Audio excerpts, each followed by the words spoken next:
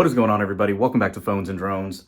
So in the same day I posted my week later video in regards to iOS 16.2 beta 4, Apple has finally dropped the actual release candidate version of iOS 16.2 for developers, and it is a massive download, and they have a couple surprises in this build. Obviously, you're getting freeform that we knew about, you're getting a lot of upgrades across the board for new features and all that. But one of the just announced features is Apple Music Sing, which surprisingly is actually built in for this release. So we're going to take a look at that. Hopefully this build will be a lot more stable and usable than the one I was just complaining about in beta 4. I'm going to go ahead and press install right now, get this baby running. Let's get it installed and take a look. So 16.2 release candidate just finished installing. Let's do our traditional walkthrough. Go into General, About, and you can see iOS 16.2 version is final build 20C65. This will be the build that will be distributed to everyone probably next week for the general public. I would assume the public beta will be available later today or tomorrow. Keep your eye on that as well. So with this update for the RC, it brings actually some new features we didn't know about with end-to-end encryption for additional iCloud security. So actually, if we want to hop into that first to take a look at, we can do so.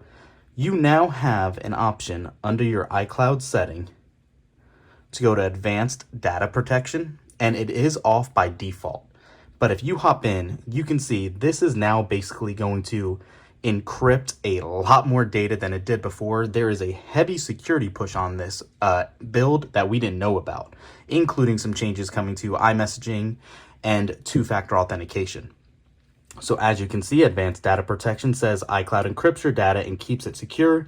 Advanced Data Protection uses end-to-end encryption to ensure that the iCloud data types listed here can only be decrypted on your trusted devices, protecting your information even in the case of a data breach in the cloud.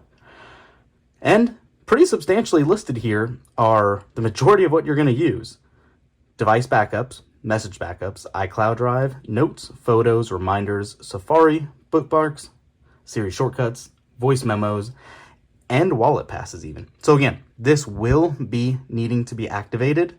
You need to turn it on right now, but as it rolls out, after it's out of its infancy, this will come defaulted as on. We're gonna go ahead and leave it as is for now. One of the other updates that I'm gonna just go ahead and jump right into just was heard about and announced 2 days ago. That is Apple Music Sing, its own version of karaoke. And obviously, due to copyright infringement worries, we're not going to play a lot. I want to show you how it does work, though. So if you actually hop into Apple Music, and we'll just actually use Under the Influence that we were listening to earlier, I'm going to turn it down.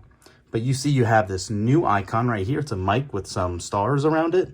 You can select all the way off of lyrics, and you can see it's telling you to sing right there. If you turn it up, you'll hear it actually play.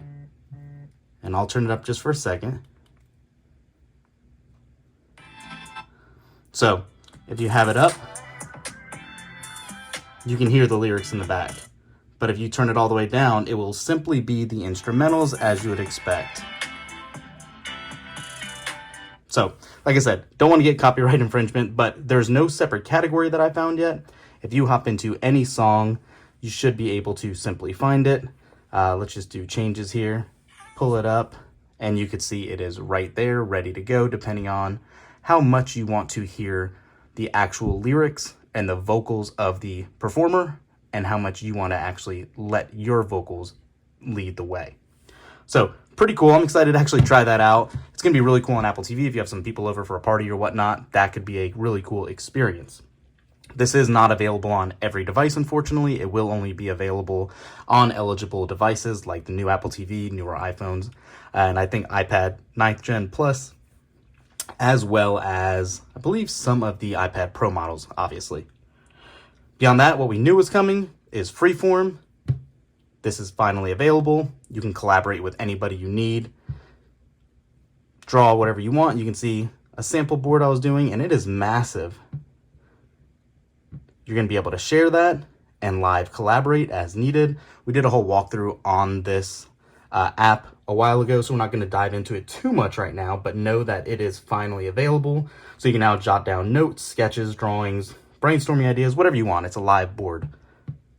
So that's pretty cool as well. Also, in the back end, Apple has a new Home app now that on the back end has a lot of new features. It's built for Matter support. You can see there's new categories, home at a glance, control your home with a tap, multiple camera views, and it looks just much cleaner than what it did in the past as well.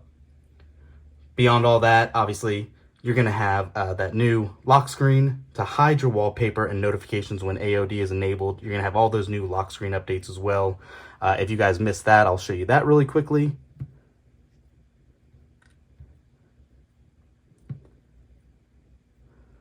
If I could type. Nope, it's not going to want to work for me. Let's do a different search. So on the always on display, you can obviously customize it a little better than what you originally were given when the iPhone 14 series launched and all that. There are changes to Game Center as well. You do have changes to Apple TV. You now have live activities for Apple TV. It'll allow you to follow your favorite teams like we've talked about before. I still prefer the app with sports alerts. Seems to be more immersive and helpful. And also other little bits and tricks along the way. Tons of new updates. You can turn off or hide your IP address settings in iCloud. News articles and weather display more information.